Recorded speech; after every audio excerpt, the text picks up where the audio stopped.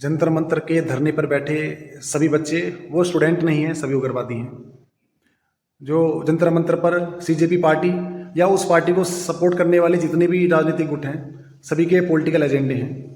और उस पार्टी को जो भी टीचर्स हैं हमारे, या जितने भी हमारे जनप्रतिनिधित्व हैं, जो भी इसको सपोर्ट कर रहे हैं, या स्टूडेंट्स को जो लीड कर रहे हैं, सभी राजनीतिक फायदा उठाने के लिए ही कर रही हैं।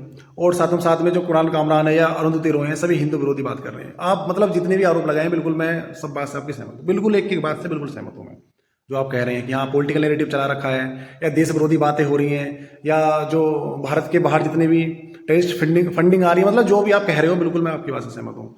ये भैया 20 दिन से मध्य प्रदेश में जो हमारे आदिवासी भाई हैं, जो कि केन बेतवा जो परियोजना चल रही है, उसमें 21 गाँव के कम से कम लगभग 50,000 व्यक्ति, जिन्हें ना तो उचित मुआवजा मिला है और ना ही उनकी सही घर की रूपरेखा तैयार हुई है, जिसकी वजह से आज वो नदी पर जो चिता पर नदी पर उन्होंने चिता बनाई हुई है, और उसी पर जो दूध मोहे बच्चे हैं उनके साथ महिला लेटी हुई हैं। भैया तुमने तो किसी की स्टोरी नहीं लगाई अब तक।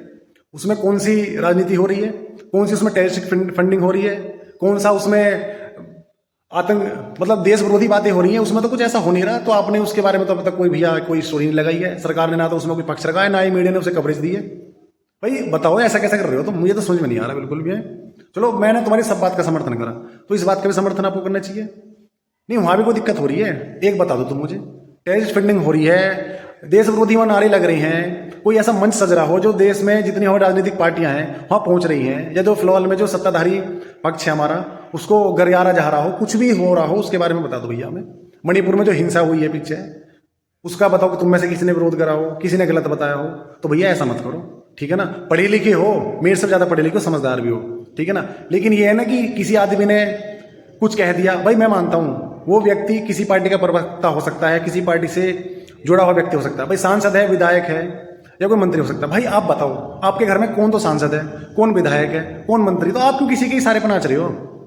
भैया इसका दिमाग, इसका यूज करो भाई, इसका दिमाग का, ठीक है ना। भगवान ने ऐसी नहीं दिया, ये एक इंसान ही है जो सही और गलत का सिर्फ देखने के बाद ही पता लगाया जा सकता है।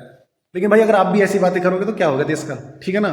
तो भाई ये जो बुद्धि लब्धि है या बुद्धिमत्ता दी है, तो इसका यूज करो, ठीक है ना। मैं नहीं कह रहा तो आप किसी को सही को गलत को, आपका सबका कॉन्सेंस होता है, तो भैया उसका यूज करो।